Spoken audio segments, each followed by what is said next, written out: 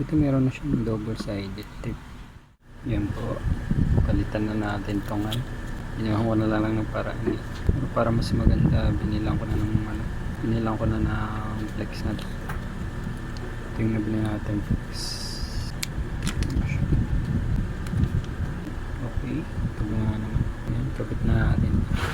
Tanggalin ko itong power. Itong CD. Tanggalin ko muna ito.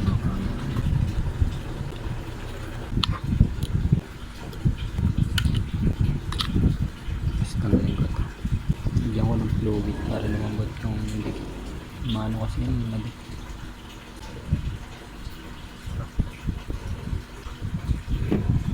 Lumambot nito. Tapos gamit ako nito. Tanggal. Ito na lang. 6 minutes. Ito nga ito.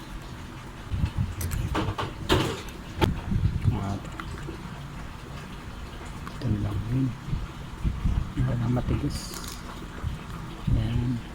Tapos dito yan siguro.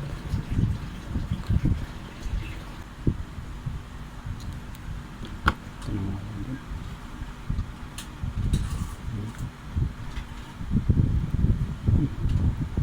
Yes, ano pa pala dun sa gilid.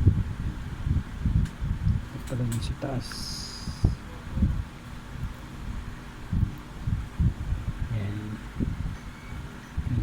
Sira talaga. Saan pa ito? Okay. So, ayusin ko muna ito.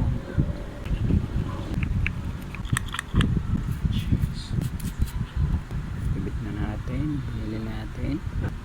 Bago. Ito meron na siyang double sided tip.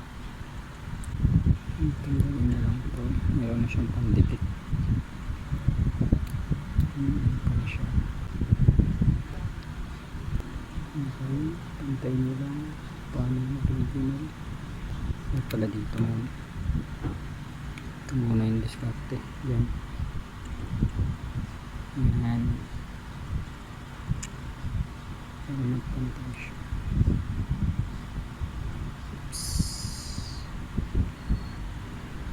Yan.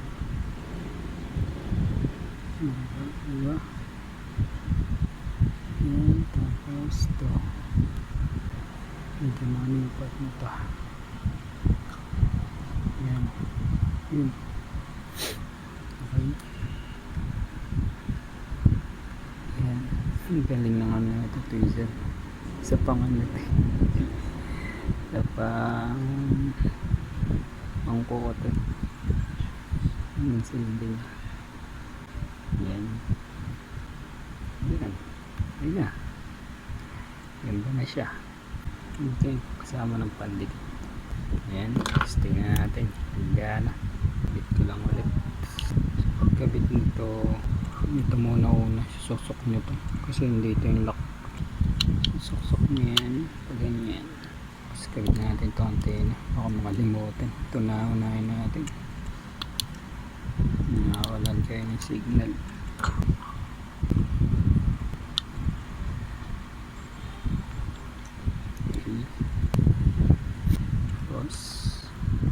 Camera. Yung camera, natin yung hawakan to. Pinaka lens nya. Kapag ano kasi, meron kayong dumi sa kamay. Tapos nagmarka dyan sa lens. Nakikita yun sa camera.